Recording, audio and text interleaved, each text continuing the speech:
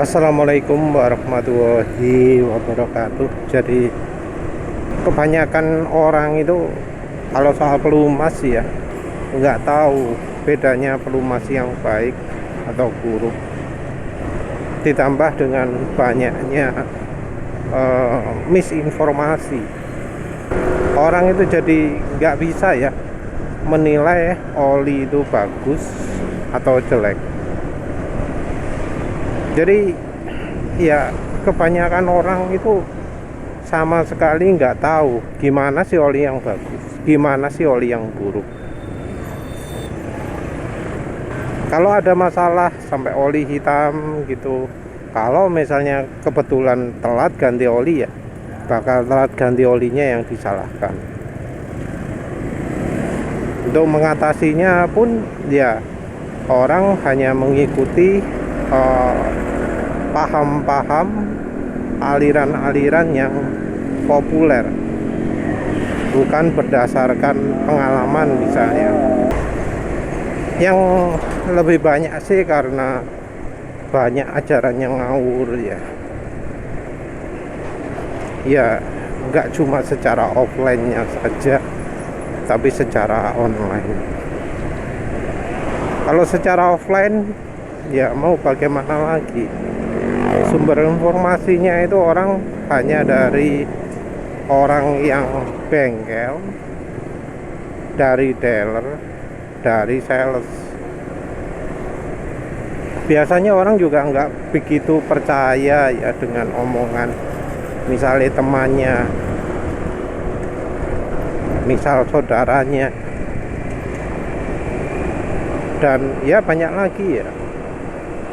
Orang lebih percaya omongan mekanik, walau mekanik itu ngomongnya seenak nih.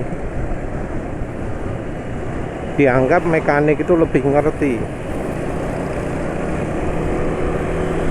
Jadi orang yang kerja secara profesional, yang statusnya itu mekanik, omongannya bakal lebih dipercaya daripada orang yang bukan mekanik.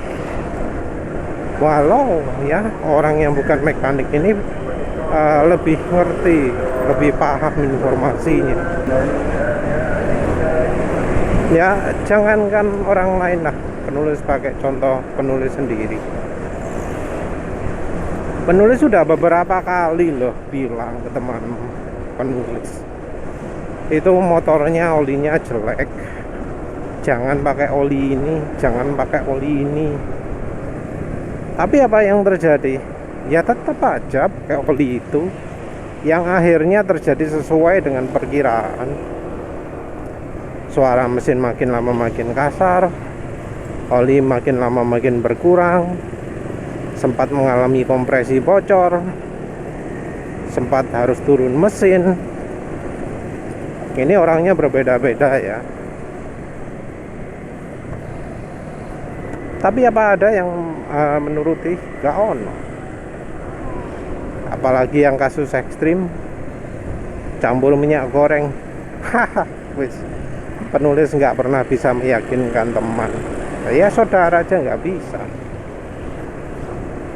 Juga soal oli mobil Mesran B40, Mesran SE40.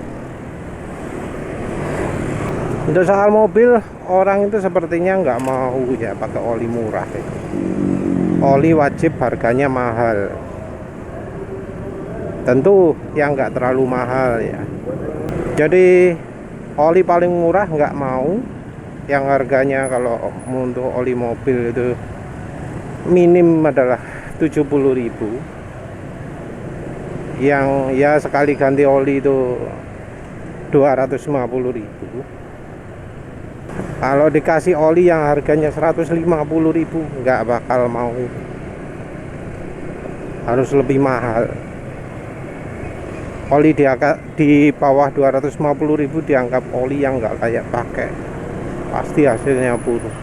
Jadi mau meyakinkan seperti apapun susah. Kalau pemakai motor harganya agak turun sedikit, Jadi kalau oli motor harganya yang 60.000, oli 70.000 itu dianggap sudah terbaik ya. Tentu kita nggak ngomong yang sanggup beli oli seharga 250.000 atau lebih. Kalau untuk motor harganya ya SPX sama Yamaha Loop Supermatic itu ya 70-75. Kalau mobil ya Fastron Gold itu ya piro wis Fastron Gold 90 gitu ya per liter. Jadi entah mengapa ada apa ya, ada kesan bahwa kalau harganya segitu pasti oke. Beli yang lebih murah nggak mau, beli yang lebih kental nggak mau, terutama untuk mobil ya, untuk motor juga. Hal ini berbeda ya dengan di dunia oli diesel. Jadi kalau pemilik truk, pemilik bis itu bisa ngerasakan sendiri, bisa membedakan oli yang bagus dan yang jelek. Kalau dari pemakai bis atau truk itu ya dirasakan bener ya. Kalau jadi rembes ya diperhatikan, kalau mesinnya rontok ya diperhatikan, tarikan nggak enak diperhatikan, mesin jadi panas diperhatikan. Beda jauh lah ya dari yang pemakai mobil bensin atau motor bensin. Jadi walau kerjanya sama-sama berada di jalan ya, misalnya jadi ojek, jadi taksi online, tetap aja ya yang di bis atau truk itu lebih sensitif. Entah ya kenapa. Ini juga tercermin ya pada yang jualan oli. Jadi penulis barusan mengunjungi tempat oli drum-druman. Merek oli drum-druman itu selalu merek yang yang awet-awet ya. Jarang penulis temukan yang merek gak awet. Jadi merek awet itu ya contoh Jumbo, Kyoso, ya yang pokoknya modelnya rata-rata lah, harga murah, kualitas bagus. Nggak ada oli macam Idemitsu, oli Repsol, oli pemaneh ya. Mungkin Top One barangkali penulis nggak lihat. Jadi kalau oli-oli diesel itu selalu oli-oli yang terbukti gitu. Repsol itu jangan dianggap merek mahal ya, karena harga Repsol kalau pasarannya ya masih termasuk murah. Oli Eni itu ya, termasuk juga masuk oli drum. Evalup nggak lihat penulis, karena memang kalau Evalup ya sayangnya kalau sekarang kualitasnya nggak kayak dulu, cepat rusak sekali ya, makanya kalau nggak populer ya wajar. Oli yang aditifnya luar biasa juga ya populer, mungkin macam Motul, Adnoc, Delta Loop gitu ya. Walau bahan olinya nggak sip, tapi kan kalau kendaraan diesel itu bahan oli mungkin nomor sekian gitu ya. Yang terutama adalah aditifnya dulu. Beda dengan misalnya kalau kita ke toko mobil, nggak akan kita temui oli Jumbo, oli Kyoso, Mediterranean SX. Adanya ya Castrol, Shell, Idemitsu, Eneos, karena dianggap oli-oli itu wah, oli yang hebat tuh ya. Kalau di bengkel motor ya Federal, ya tentu AHM, Yamaha Loop, SKO, Enduro.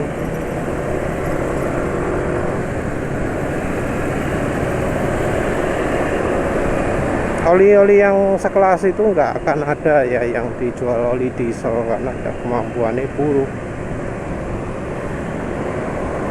Orang kalau sudah merasakan buruk ya nggak laris, ya otomatis tokonya juga milihnya oli-oli yang memang terbukti bagus. Sementara itu kalau di apa, bengkel mobil, bengkel motor, konsumen itu nggak tahu apa-apa, maka pemilihan oli itu lebih kepada oli yang terkenal. Jadi kalau olinya ada iklannya ya orang pasti beli. Jadi oli-oli yang macam Top One, BM One, kalau orang nggak kenal, iya mereka nggak akan cari. Jadi kalau oli motor terutama itu adalah oli yang orang kenal. Kalau oli mobil itu orang yang tahu merek, nggak harus terkenal ya. Yang parah itu adalah karena informasinya ya, sumber informasinya. Banyak orang yang di grup oli, grup pelumasan itu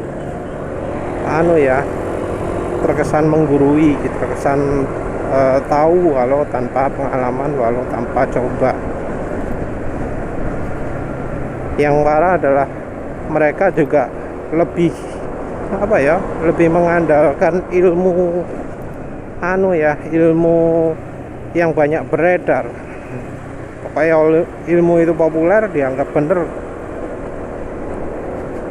Yang mekanik pun sayangnya juga makan mentah-mentah ilmu-ilmu salah ini.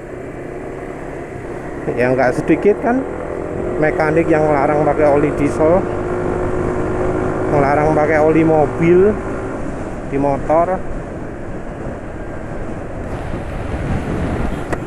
ngomong juga, wah kekentalannya ini. Oli Motsen itu dirancang sehingga kekentalannya itu stabil, kekentalan nggak akan berubah walau suhunya berubah. Ahli-ahli yang ada di grup oli juga kebanyakan mereka jarang sekali coba-coba oli. Jadi yang nyoba pun nggak pakai feeling, yang nggak pakai membedakan dari sisi panasnya, dari sisi performanya, konsumsi bahan bakar, kasar suara mesin, bau dan seterusnya. Kalau di mobil, untuk di motor juga sama. Jadi muncul anggapan bahwa kalau menilai oli itu harus pakai uji oli. Mustahil bisa pakai orang.